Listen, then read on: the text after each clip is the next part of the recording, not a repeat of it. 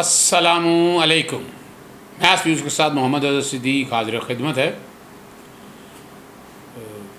Channel subscribe आप कर रहे हैं। मैं जो कहना चाहता हूँ या आप सुनना चाहते हैं या समझता हूँ मैं बात बेहतर करता हूँ, बैलेंस करता हूँ, तो उसके लिए वो बेल आइकॉन भी क्लिक करना ज़रूरी है चैनल सब्सक्राइब करने के अलावा। उससे ये फ़ायदा है, ये एडवांटेज होता है, घंटी बजती है और आप तक फ़ौरी इन्फॉर्मेशन पहुँच जाती है। बातें करने को बहुत होती हैं लेकिन ज़्यादा बात करने की ज़रूरत ऐसा इसलिए नहीं, बड़ा लिमिटेड सा एक टॉपिक चूज़ कर ले या दो चीज़ें कर ले। आज का जो बर्निंग टॉपिक है वो आपको मैं पहले ही कह चुका था। नवाज शरीफ साहब की तकरीर और तशहीर के हवाले से जो बातें की हैं उन्होंने, वो बगावत के ज़िम्मे में आती हैं। ये मैं और इसीलिए पैमरा को लिखा था रोका जाए ताकि ऐसे एलिमेंट प्रोवोक ना करें माशरे में से। ये जो हम समझ बैठते हैं कि आर्टिकल 19 इतना क्लियर है, इतनी आज़ादी दे रहा है, वो ख़त्म होना बहुत ज़रूरी है।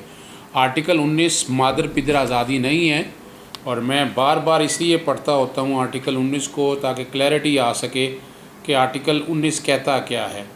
आर्टिकल 19 बहुत क्लियर है सब्जेक्ट के ऊपर, यानी इसके लिए कोई इतनी बहुत बड़ी रॉकेट साइंस नहीं है कि हम समझ बैठे हैं कि आर्टिकल 19 सारा कुछ ऐसे ही है।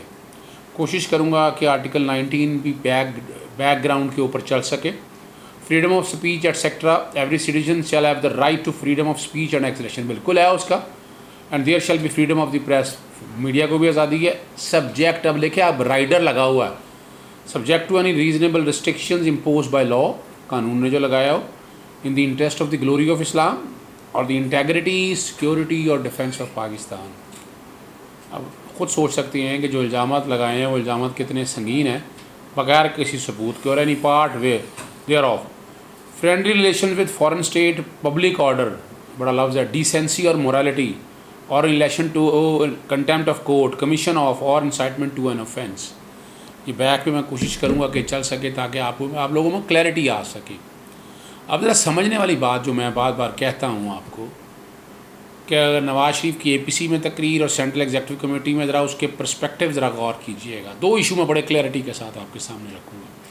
पहली तो बात है, ये जो बयानिया बनाया जाता है कि नवाज शरीफ के ख़िलाफ़ कोई करप्शन साबित नहीं हुई, चाहिए दुख और अफसोस है इस मुकाम का बात का। एवन फील्ड में 2018 में 2019 में अल अज़ीज़िया में सज़ाएँ सुना दी हैं ट्रायल कोर्ट ने। पहले तो पनामा केस के अंदर डिस्क्वालिफिकेशन, वो गॉड फादर या सिजिल माफिया को एक तरफ रखें आप, लेकिन वो बात वही है कि वो कहते हैं कि हम वी आर अनटचेबल। अब हैव और हैव नॉट, ये मामले सारे आपके सामने हैं और यही तकलीफ़ दे बात है कि इस पर कुछ देखा नहीं जा रहा, कुछ किया नहीं जा रहा। और यही हैरान कुन बात है, एवन फील्ड पे सस्पेंशन हुई है लेकिन सज़ा ख़त्म नहीं हुई है, सबूत नहीं दे सके अभी तक। अल अज़ीज़िया में मेरिट पे सस्पेंशन वापस ले ली थी और मेडिकल पे ड्रामा जो कुछ हुआ वो हर को पता है। 8 हफ्ते की ज़मानत और नवाज शरीफ इस वक्त भगौड़े हैं, एब्सकॉन्डर हैं, प्रोक्लेम्ड ऑफेंडर हैं। अदालत डिक्लेयर कर चुकी है, 7 तारीख को इस्लामाबाद हाई कोर्ट में मैटर लगा हुआ है। तो ये पहले तो ये करें, ये चैलेंज है इस हवाले से। ये कहती है ना कि इल्ज़ामात नहीं है, ये खुदा बात गलत मत करें। आपने ओथ लिया हुआ है, जो पार्लियामेंटेरियन है, आप हलफ के अंडर हैं, उस हलफ के तहत आपको आइन और कानून की पासदारी करनी है, इस तरह बेवकूफ़ नहीं बनाना। अच्छा, दूसरा जो इशू वो लेकर चलते हैं वो चलते हैं जी इलेक्शन रिग्ड है। मान लें अगर इलेक्शन रिग्ड है तो इलेक्शन को नलीफाई करने का क्या प्रोसीजर है।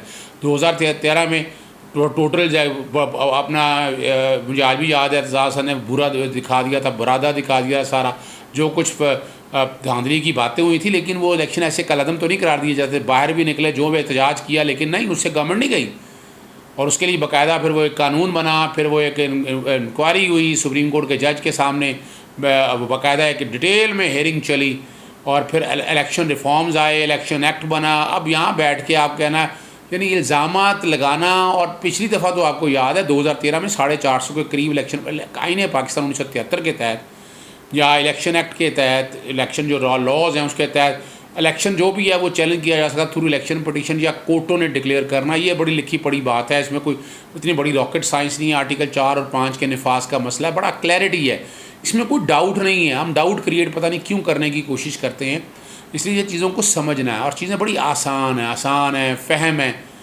अब और इस दफ़ा जो इलेक्शन वो कोई 89 के करीब या 90 के करीब पटिशन हैं, यानी आप यहीं से अंदाज़ा लगा लें। पिछली दफ़ा का अगर कंपैरिजन किया जाए तो तकरीबन 5 गुना कम हैं इस दफ़ा।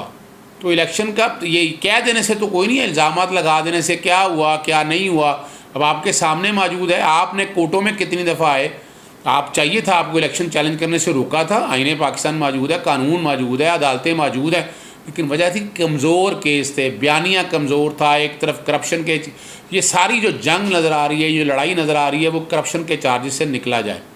क्योंकि करप्शन बहुत बड़ी करप्शन की है, थोड़ी छोटी मोटी करप्शन नहीं है, खरबों रुपए की करप्शन है, तो उससे वो बच नहीं सकते, वो केस इतने स्ट्रॉन्ग हैं। तो इसलिए ये बयानिया बनाया हुआ है। अब मैं कोशिश करूँगा वो बदर रशीद साहब की तस्वीर भी पीछे चल सके, जिन्होंने कंप्लेंट दायर की है थाना शादरा में, जो 1011 ऑफ 2020 FIR बगावत के हवाले से दर्ज हुई है, और prevention of electronic crime act के तहत 120 यानी ताज़ीरत पाकिस्तान में 120 सेक्शन से शुरू हो जाएँ, 120 121 121 से 123 से 124 से 153 ये हटके हैं, 153 A 505 ताज़ीरत पाकिस्तान और prevention of electronic crime act. अच्छा, यहाँ ये जो कि FIR के अंदर चीज़ें दी हुई हैं, prevention of electronic crime act अगर खाली होता तो ये जुरिसडिक्शन FIA, अब वजह ये है कि नवाज शरीफ साहब पाकिस्तान में नहीं थे, सोशल मीडिया की ये सारा कुछ चला, और बिल्कुल वही अल्ताफ़ हुसैन वाला मामला है, लंदन में बैठे हैं, लंदन में बैठे जो मर्ज़ी आप वो बात करना चाह रहे हैं, और ये मौका ये चूज़ करने की क्या ज़रूरत थी। अभी FATF का 23 से 24 को इजलास होना, इस स्टेज के ऊपर आपने ये क्यों ऐसा काम क्रिएट किया है कि एम्बिग्विटी आए,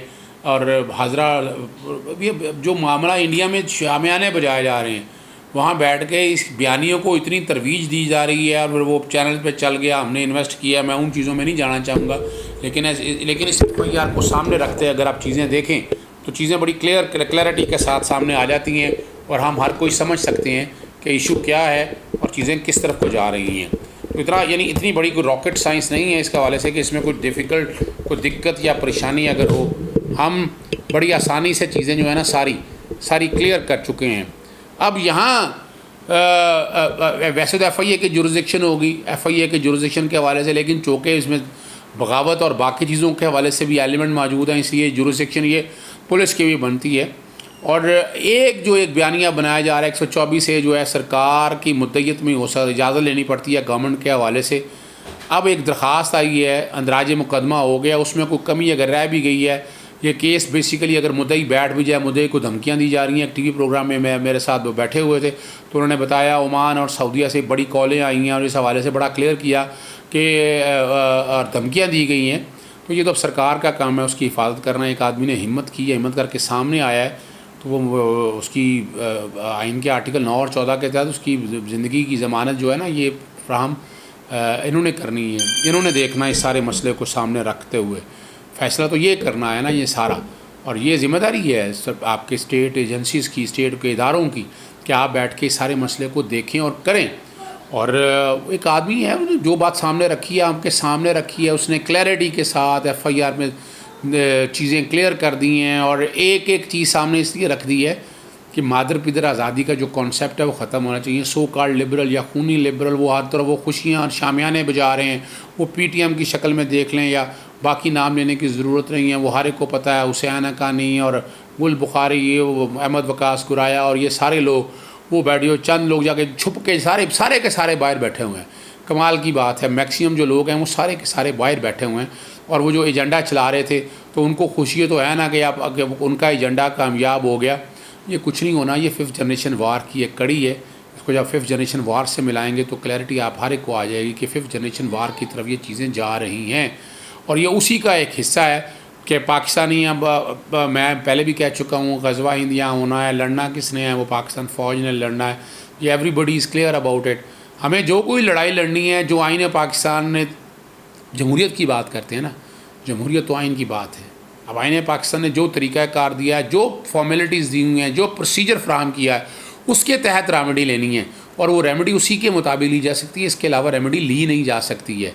डिपेंड करता है कि हम इन चीज़ों को किस तरह लेकर चलते हैं, किस तरह देखते हैं। लेकिन पैवस्ता रहे शजर से उम्मीद बहार रख। इजाज़त दीजिएगा। अस्सलाम वालेकुम।